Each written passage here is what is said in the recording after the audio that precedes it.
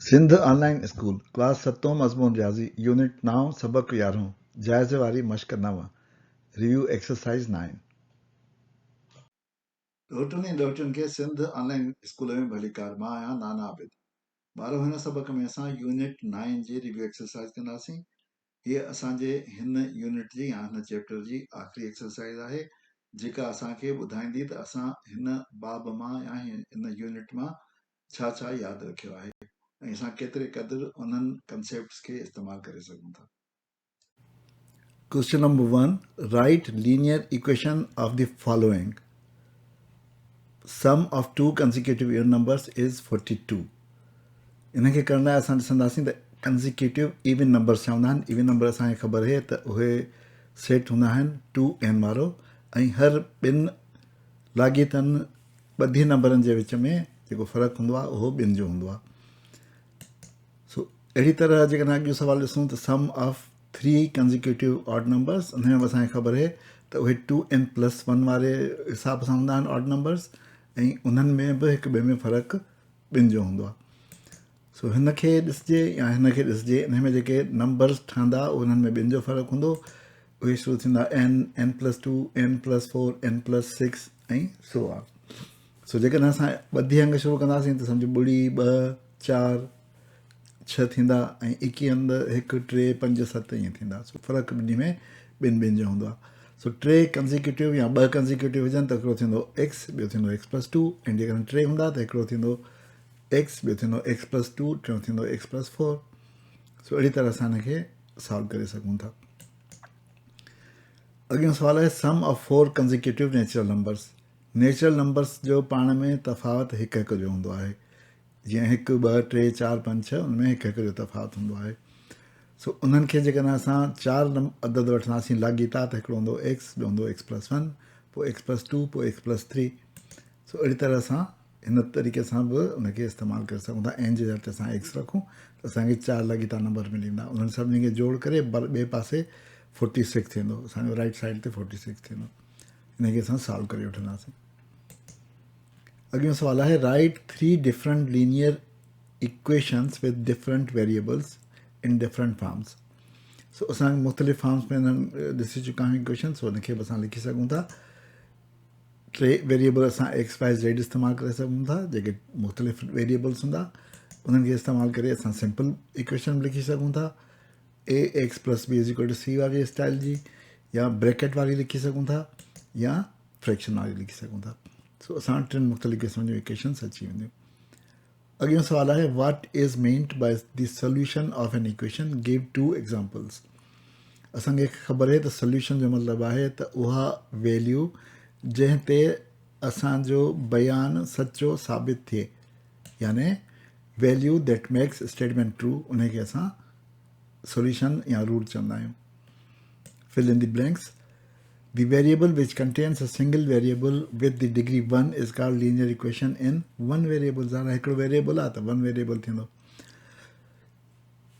A solution is also called a, ख़बर आहे असांखे रूट चइबो आहे उनखे। Process of finding the value of variable is to make a sentence true is called solving या solution या root. Addition of dash to both sides of a linear equation does not affect its quantity. असांखे ख़बर आहे त साॻी शइ खे ॿिन्ही पासे जोड़ करण सां इक्वेशन ते फ़र्क़ु न पवंदो आहे। उहा इक्वेशन वरी बराबरि रहंदी आहे।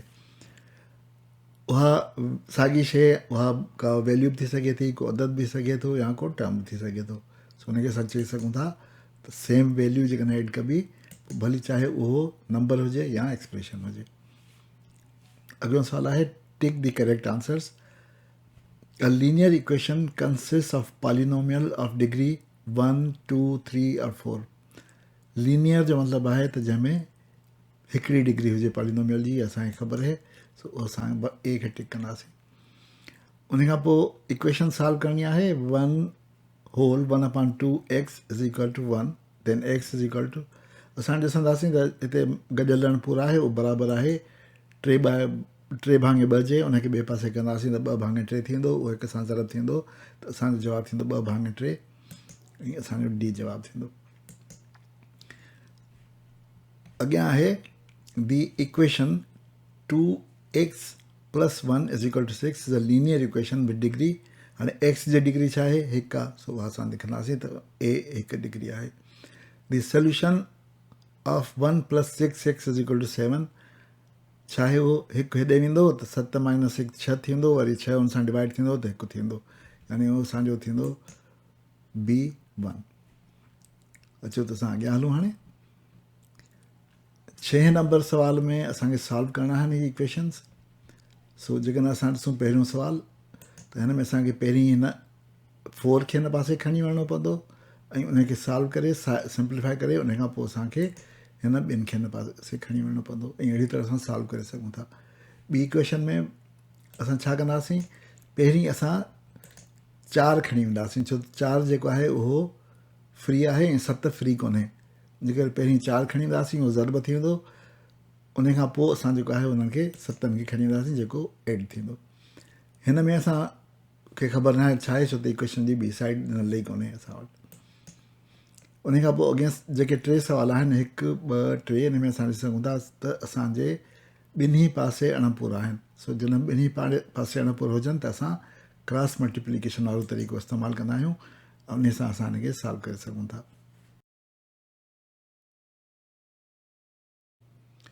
7 सुवाल असांजो लिखती हिसाब आहे, जेको चए थो त 120 centimetre long wire is given the shape of a rectangle such that its length is 10 centimetres more than the breadth या विड्थ.